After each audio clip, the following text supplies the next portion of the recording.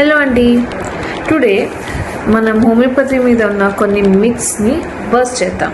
Okay, so నా clinic వచ్చిన చాలామంది వరకు ఫస్ట్ అండ్ ఫార్మోస్ట్ వచ్చే క్వశ్చన్ ఏంటంటే, ఇది ఆయుర్వేదిక్ మెడిసిన్సా, అంటే హెర్బల్ మెడిసిన్స్ అయినా సేఫేనా, ఇలాంటివన్నీ అడుగుతుంటారండి.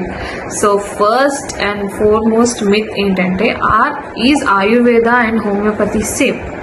So the fact is Ayurveda homeopathy ఒకటి కాదండి, they both are completely different.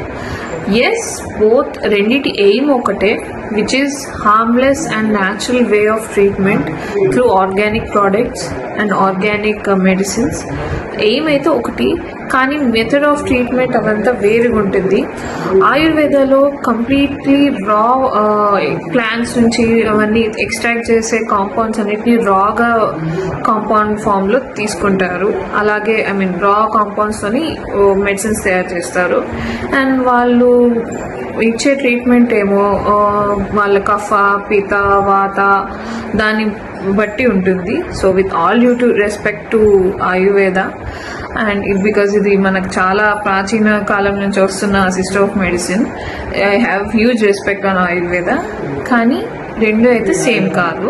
Homeopathy ఎలా అంటే, వాటిని ఆ ఎక్స్ట్రాక్ట్స్ని పొటెంటైజ్ చేసి మెడికల్ ఫామ్లో మనం ఇస్తాం మెడిసిన్స్.